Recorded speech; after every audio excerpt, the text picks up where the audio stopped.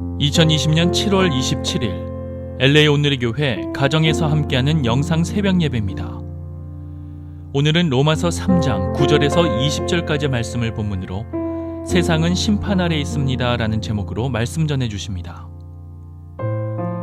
그러면 무슨 말을 해야 하겠습니까? 우리가 더 낫습니까?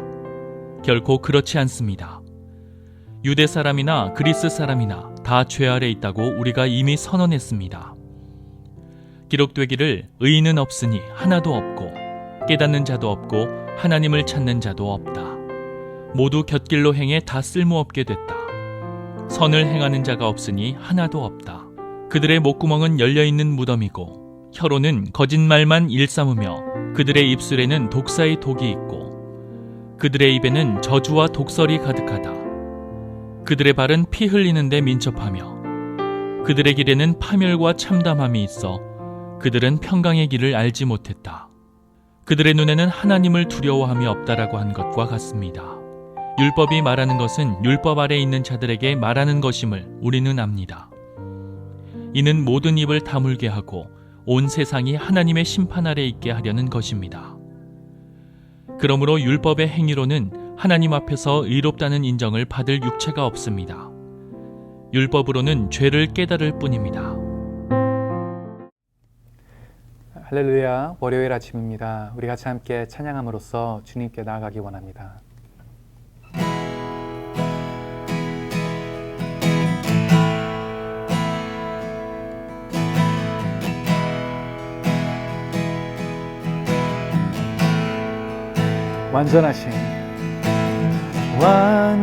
완전하신 나의 주, 의의 길로 날 인도하소서.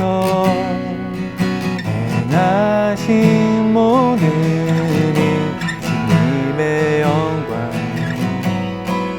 다 경배합니다.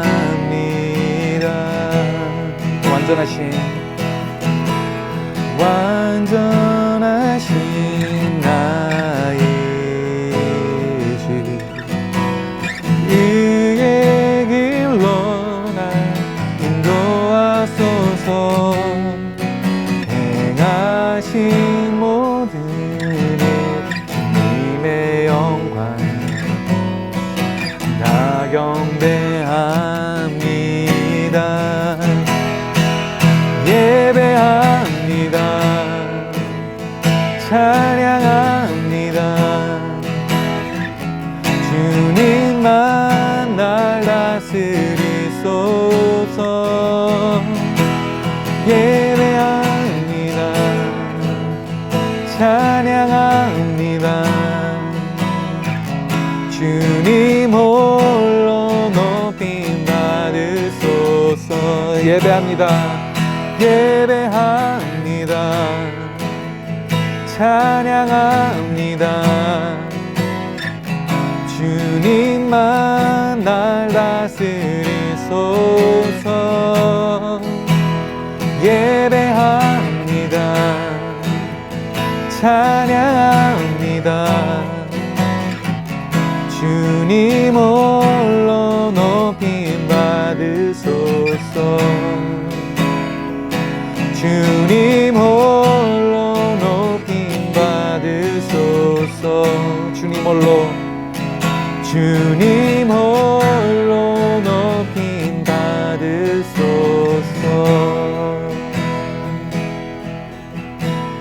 아멘.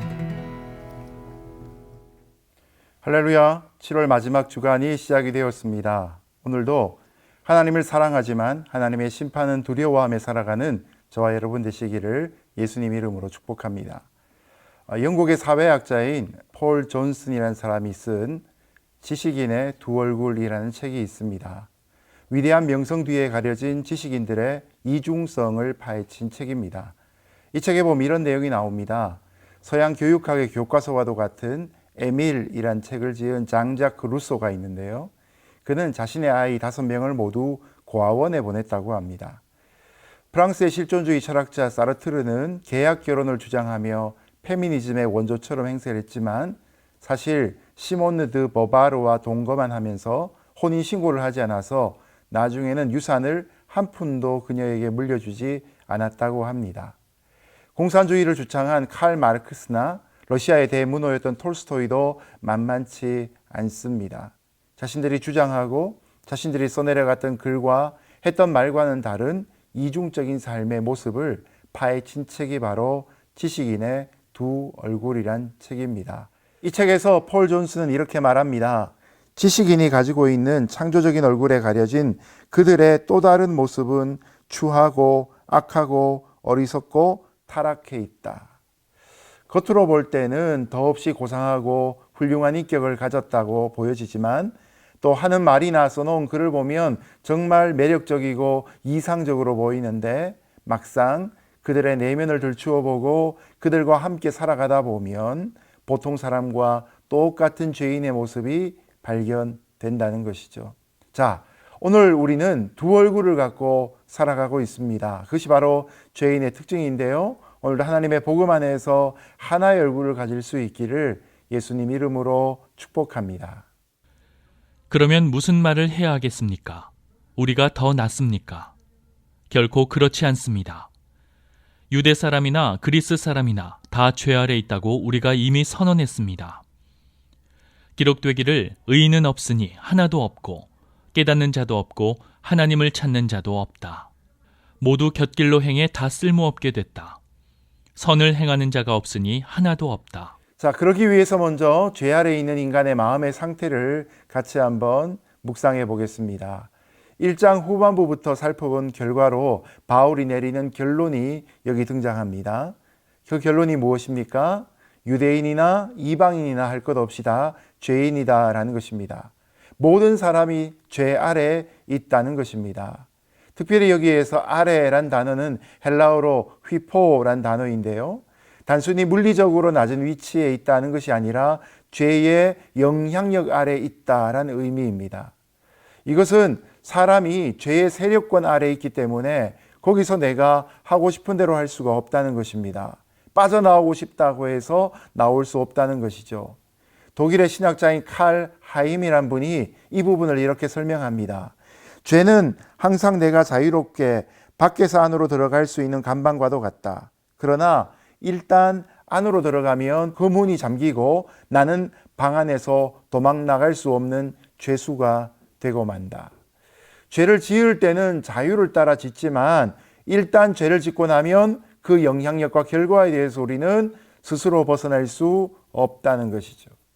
모든 사람이 이처럼 죄의 권세 아래 있습니다. 그래서 스스로 어찌할 수 없는 절망의 상태에 처해 있습니다.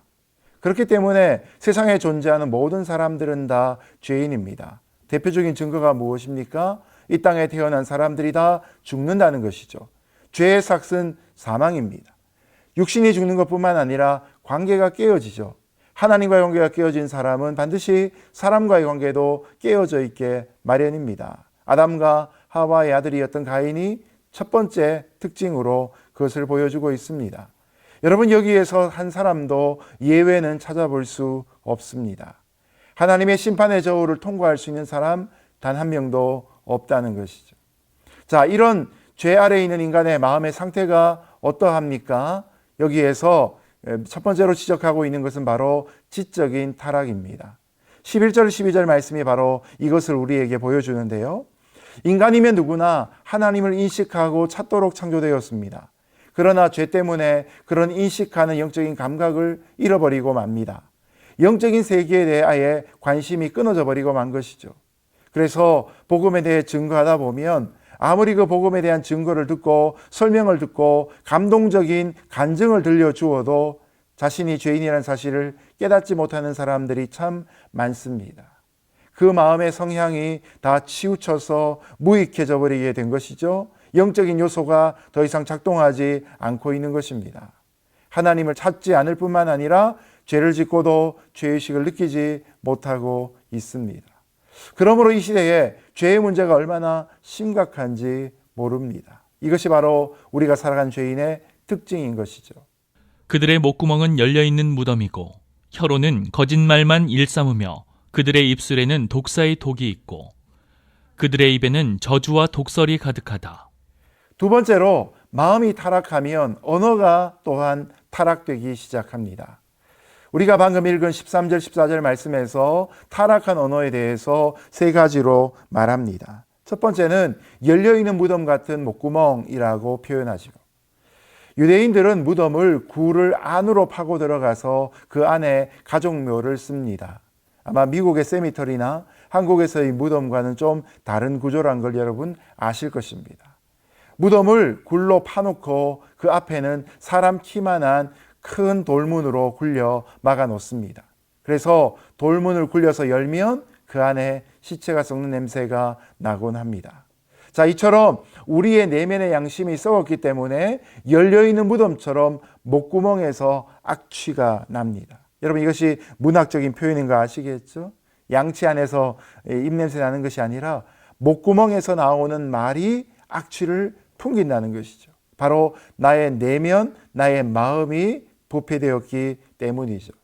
마음이 부패된 첫 번째 증거, 그 언어가 바로 악취를 풍기게 된다는 것이죠.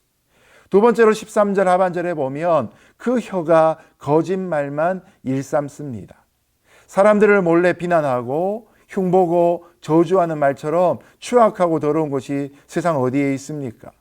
사람들이 거짓말을 얼마나 많이 합니까? 저도 들은 이야기인데요. 한 번은 거짓말하는 대회가 열렸는데 1등한 사람이 있었습니다. 누가 1등 했을까요?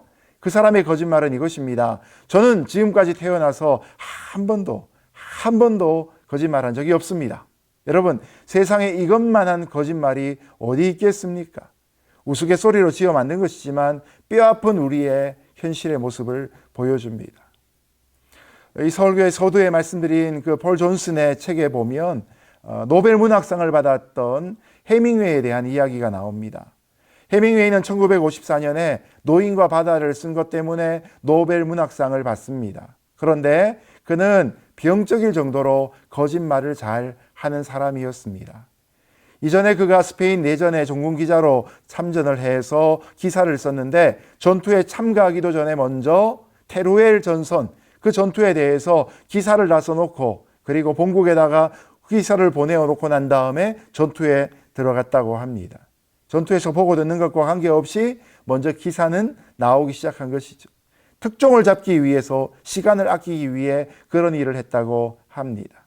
여러분, 노벨 문학상을 받은 해밍웨이에게도 이런 이중성이 있고 그 마음에 거짓말이 있었던 것이니 사람들의 이 마음이 삐뚤어진 우리의 모습 속에서 얼마나 많은 거짓말들을 하고 있는지 모르겠습니다. 오늘도 혹시 우리가 살아가며 나는 이때까지 거짓말 한 번도 한 적이 없어요 라고 생각하고 있지 않습니까? 그것이 바로 우리의 잘못된 모습인 것이죠. 세 번째로 이 거짓된 입술 다음에는 그 입술에서 독사의 독이 있고 그 입에는 저주와 악독이 가득합니다. 거짓말을 해서 다른 사람에게 피해 입히지 않으면 괜찮지 않느냐라고 말합니다. 그러나 우리의 거짓말은 반드시 독사의 독처럼 누군가를 물고 그것을 독을 뿜게 되어 있는 것이죠. 단순히 거짓말로만 그치지 않고 우리의 말을 보면 다른 사람을 무시하는 말, 멸시하는 말, 기를 죽이는 말, 조롱하는 말, 저주하는 말, 악담하는 말들이 다 나옵니다. 이런 말들이 사실 독사의 독보다 더 무섭습니다. 요즘 아이들이 하는 말들을 보면 또 인터넷에 있는 그런 영상들을 보면 뭐라고 이야기를 하는데 다 알아들을 수 없는 경우들이 많습니다. 그런 걸 보고 외계어라고 부르지요. 참 또 가슴 아프게 하는 것은 요즘 한국에 있는 아이들의 말을 들여다보다 보면 말끝마다 욕이 나옵니다. 욕이 나오지 않으면 한 문장이 형성이 되지 않는 것이죠. 여러분, 영어에도 그런 표현이 있죠. D로 시작하는 아니면 J로 시작되는 그런 욕들이 있습니다. 습관적으로 쓰는 것이죠. 욕이나 은어를 쓰지 않으면 말할 수 없는 것, 이것 또한 타락의 특징 중에 한 가지입니다. 아버지 학교에서 하는 말이 있습니다. 입술에 30초가 가슴에 30년을 좌우한다. 나는 무심코 내뱉는 말인데 그것이 어떤 사람의 가슴에 비수로 꽂히게 되면 그 말 때문에 그 사람의 인생이 어려워지기도 하는 것이죠. 저주와 악독이 가득한 말 때문에 사람들의 가슴이 멍들어 있습니다. 멍든 그 가슴으로 말을 하다 보니 또 나의 언어로 누군가를 가슴을 멍들게 만들기도 합니다. 여러분, 우리가 이런 언어에 있어서는 하나님을 배울 수 있기를 이 아침에 축복합니다. 하나님이 창세기 1장에서 가라사대, 말씀하시되, 이르시되, 빛이 있으라 하심에 빛이 있었고, 하나님은 창조를 언어로 감당하셨습니다. 그러므로 저와 여러분의 입술에 있는 언어도 하나님의 창조력의 전부는 아니지만 부분을 갖고 있다는 사실을 우리는 기억할 필요가 있습니다.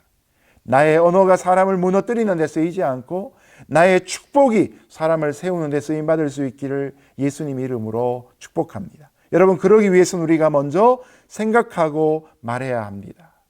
생각하지 않고 말하게 되면 내가 받은 상처 그대로 뿜어내게 됩니다. 생각하고 말해야 합니다. 한 가지 팁을 알려드리면요, 사람을 세우기 위한 말을 하기 위해서 필요한 태도는 바로 기도하는 것처럼 말하는 것입니다. 여러분, 우리가 하나님 앞에 기도할 때 막 기도하지 않지요. 예배 때 기도하기 위해서 기도위원들이 기도를 문장으로 글로 써오시죠. 바로 그 자세가 필요합니다. 누군가의 말할 때 이 말을 해서 될까 안 될까를 고민해 보셔야 합니다. 이 말을 해가지고 안 될 것 같으면 이런 말 하면 안 되는데 라고 말하고 그렇게 이야기하지 말고, 이런 말을 하면 안 되는데 라는 생각이 들면 말하지 말아야 합니다. 굳이 내가 그 사람에 대해 나쁜 얘기를 전달할 필요가 없지 않습니까? 이 말을 들으면 나도 참 행복하겠다, 저 사람도 참 행복하겠다, 그런 생각이 드는 말을 우리의 입에 담아서 축복으로 그 사람에게 보내줄 수 있다면 우리의 언어가, 우리의 말이 하나님의 창조의 역사를 대변하는 통로가 될 수 있을 것입니다. 오늘도 하나님이 우리 입술에 파수꾼을 세워주시고 우리 입술을 통해 넘어진 자 이렇게 세워줄 수 있는 하나님의 통로가 될 수 있기를 예수님 이름으로 축복합니다. 그들의 발은 피 흘리는 데 민첩하며 그들의 길에는 파멸과 참담함이 있어 그들은 평강의 길을 알지 못했다. 그들의 눈에는 하나님을 두려워함이 없다라고 한 것과 같습니다. 율법이 말하는 것은 율법 아래 있는 자들에게 말하는 것임을 우리는 압니다. 이는 모든 입을 다물게 하고 온 세상이 하나님의 심판 아래 있게 하려는 것입니다. 그러므로 율법의 행위로는 하나님 앞에서 의롭다는 인정을 받을 육체가 없습니다. 율법으로는 죄를 깨달을 뿐입니다. 마지막으로 율법이 죄를 깨닫게 하는 것에 대해서 말씀합니다. 바울은 여기에서 이제 총 결론을 내립니다. 유대인들이 아무리 율법을 자랑하지만 율법이 그들을 구원해 줄 수 없었습니다. 율법은 오히려 그들로 하여금 죄의식에 시달리게 했고 사람들로 하여금 스스로 구원받을 수 있는 힘이 없다는 것을 깨닫도록 만들었습니다. 여러분, 날개 부러진 새가 있다고 한번 생각해 보십시오. 날고 싶어하는 열망은 가득합니다. 그러나 부러진 날개로는 날 수가 없습니다. 내가 바르게 살고 싶다라는 소원이 가득해도 우리에게는 그런 능력이 없다면 결국 바르게 살 수 없는 것입니다. 부러진 날개로 날갯짓을 하면 할수록 고통이 심해질 뿐입니다. 우리는 죄로 말미암아 아무리 몸부림을 쳐도 죄의 굴레에서 벗어날 수 없음을 깨달아야 하는 것입니다. 그렇기 때문에 우리에게 필요한 것은 하나님 앞에서 우리가 죄인이라는 사실을 인정하는 태도입니다. 의인은 없나니 하나도 없으며, 그렇습니다. 이 세상에는 의인은 단 한 사람도 없습니다. 뿐만 아니라 내 안에 의로운 것이 아무것도 없습니다. 그래서 존 칼빈은, 또 장 칼뱅은 이런 우리의 인간의 상태를 일컬어 전적 부패, total corruption이라고 표현했습니다. 머리끝에서 발끝까지 완전히 썩어서 성한 데가 없다는 것입니다. 오늘 바울이 지적하는 바와 너무나 정확한 일치를 이루지 않습니까? 내 안에 조금이라도 자기 의가 있다면 우리는 결코 주님 앞에 나아갈 수가 없습니다. 죄인된 자아 발견을 해야 비로소 우리가 주님 앞에 나아갈 수 있는 것이죠. 여러분, 오늘도 나 자신이 얼마나 타락한 죄인인가, 내가 얼마나 부패한 자인가, 그것을 깨닫고 주님 앞에 두 손 들고 나아갈 수 있는 저와 여러분 될 수 있기를 예수님 이름으로 축복합니다.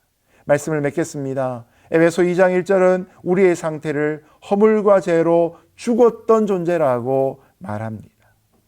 설교 소도에 말씀드렸던 폴 존슨의 책에 나오는 그 유명한 주인공뿐만 아니라 우리의 모습도 바로 이중적인 모습이었고 그것은 바로 죄와 허물로 죽은 모습이었습니다.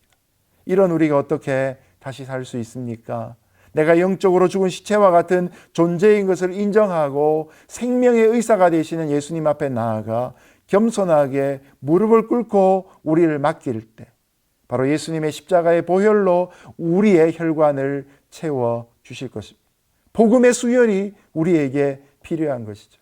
그럴 때 우리에게 죽은 생명이 살아나고 죄 사함의 용서의 기적의 역사가 우리에게 베풀어지게 될 것입니다. 오늘도 하루를 시작하며 우리의 삶에 있는 이 자리 의인은 없나니 하나도 없으며 허물과 죄로 죽었던 이런 우리들을 살리신 하나님의 은혜에 감격하며 하루를 감당할 수 있기를 예수님 이름으로 축복합니다. 함께 기도하겠습니다. 하나님 아버지, 이제는 좀 의인된 것 같고 이제는 좀 내 능력으로 뭔가를 할 수 있을 것 같은 그런 착각에서 우리들이 벗어나게 하여 주옵소서. 하나님의 영광을 위하여 우리의 삶의 자리를 분명히 깨달으며 죄인의 자리, 이미 허물과 죄로 죽었던 그 자리를 찾아오셔서 우리의 죄인의 모습으로 인하여서 십자가에 달려 죽으신 예수님의 공로만 의지하며 나아가는 저희 모두가 되게 하여 주옵소서. 내가 죄인인 것을 깨닫고 율법의 선언 가운데 죽은 것을 온전히 인정할 때에 나에게 참된 생명이 시작되는 것을 깨닫게 하여 주시고 참으로 눈에 보이지 않는 이 바이러스 인해 모든 사람들이 두려움에 떨고 있는 그 공포가 더해지고 그 두려움이 커져가는 이 상황 속에서도 하나님의 능력으로 다시 한번 우리의 심령이 살아나며 우리의 언어가 생명을 창조하는 언어, 넘어진 사람을 일으키는 언어 될 수 있도록 주님 역사하여 주옵소서. 오늘도 우리 입술의 고백이 찬양이 되어지며 하나님의 통로가 될 수 있기를 간절히 소원하올 때 이 모든 말씀 예수님의 이름으로 기도드렸습니다. 아멘.